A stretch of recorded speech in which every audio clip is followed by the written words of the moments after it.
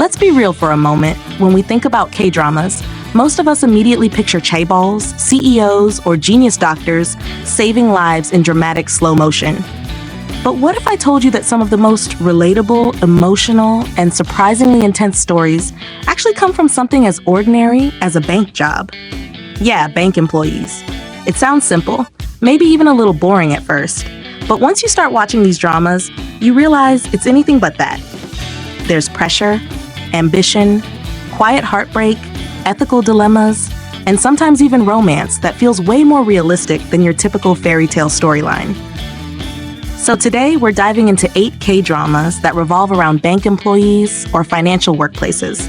And trust me, by the end of this, you might start seeing this profession in a completely different way. And I want you to tell me, do you prefer these grounded, slice-of-life careers and dramas, or are you still all about the glamorous CEO fantasy? Man to Man 17. Let's start with Man to Man. And this one is interesting because we're not even talking about a main role here. We're talking about a cameo that somehow stole the spotlight.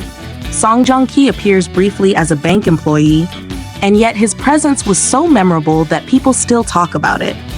And I think this says a lot about star power. Sometimes it's not about how long you're on screen, it's about how impactful your presence is. The drama itself is more focused on espionage and action, so this banking moment feels almost like a grounded pause in a high-stakes world. Personally, I find it fascinating how even a small role tied to a normal job can stand out in a drama filled with spies and secrets. It kind of reminds us that no matter how flashy the story gets, audiences still connect with something familiar. But what do you think? Can a cameo really leave a lasting impression?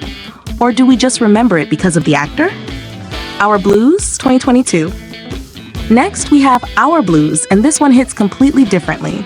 Cha Sung-won plays a bank employee who moves to a small town, and the story is less about the job itself and more about life, relationships, and personal struggles. This drama is like a warm, emotional blanket that slowly breaks your heart. The banking aspect here feels more like a background that grounds the character in reality. He's not some powerful executive, just a regular guy trying to navigate his circumstances. And I think that's what makes it powerful. It shows that even people with stable, respectable jobs like banking can feel lost, lonely, or overwhelmed. For me, this is one of those dramas that reminds you life doesn't always follow a neat path. So I'm curious, do you enjoy these slower, more emotional stories? Or do you prefer something with more plot twists and drama? Numbers 2023? Then there's Numbers, which technically focuses on accounting, but is deeply connected to the world of banking and finance. Kim Young-soo, also known as L, delivers a performance that really surprised a lot of viewers. This drama dives into corruption, corporate politics, and the kind of financial manipulation that most of us don't even realize happens behind the scenes. And honestly, it can get pretty intense. What I like about this one is how it turns numbers and spreadsheets into something dramatic and high stakes. It proves that you don't need action scenes to create tension. Sometimes a single financial decision can carry just as much weight as a life or death situation.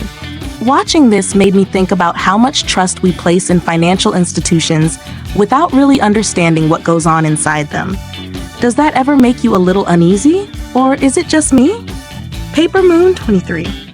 Now let's talk about Paper Moon, and this one takes a darker, more psychological turn. Kim Seo-hung plays a bored housewife who becomes a contract bank employee, and what starts as a simple job slowly spirals into something much more dangerous. This drama explores temptation, identity, and the consequences of crossing ethical lines. And I have to say, this is one of the most intriguing portrayals of a bank job, because it shows how access to money and power can change a person. It's not just about itself, but what the job allows you to do. Personally, I think this kind of story is both fascinating and uncomfortable, because it forces you to ask yourself, what would I do in that situation? Would I stay honest? Or would I give in to temptation? The Banker, 2019. Moving on to The Banker, this one feels the most educational out of the list, but in a good way. It focuses on internal auditing within a bank, exposing corruption and unethical practices. Instead of glamorizing the financial world, it breaks it down and shows the cracks. What I appreciate about this drama is how it treats its audience seriously. It doesn't oversimplify things, and it actually makes you think about how complex and fragile financial systems can be. Watching this, I realized how much responsibility bank employees carry. They're not just handling money, they're handling trust. And once that trust is broken, the consequences can be massive. So here's a question. Do you think dramas like this make you more aware of real-world issues, or do you just watch them for entertainment? The interest of love. Now we get into romance with the interest of love, and this one is probably the most relatable for a lot of viewers. Set in a bank, it follows the complicated relationships between employees, showing how love, ambition, and personal insecurities collide in a professional environment. What I find interesting here is how realistic the romance feels. It's messy, sometimes frustrating, and not always satisfying. But that's exactly why it works, because real-life relationships are rarely perfect. The bank setting adds this layer of routine and structure, making the emotional chaos stand out even more. Watching this, I couldn't help but think about how many relationships actually start at the workplace. So let me ask you, do you think workplace romance makes things more exciting or just more complicated? Reply 1988, 2015.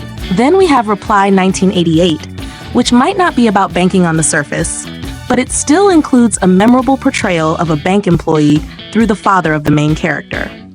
This drama is all about family, friendship, and nostalgia, and the bank job here represents stability and dedication.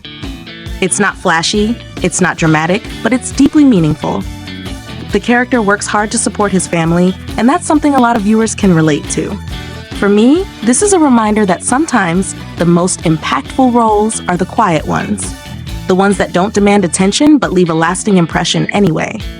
And honestly, isn't that what real life is like most of the time? Familiar Wife, 2018.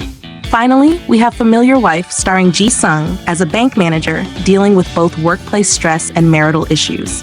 This drama mixes fantasy with reality, allowing the main character to revisit his past and make different choices. And let me tell you, it gets emotional.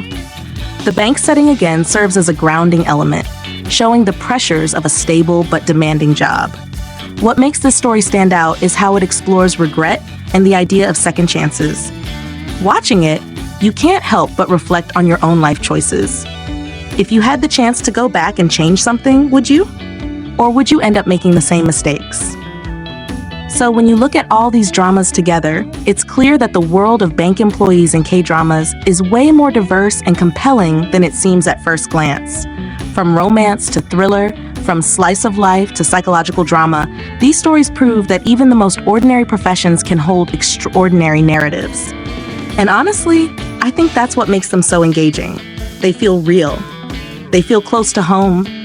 And they remind us that drama doesn't need a billionaire CEO to be interesting.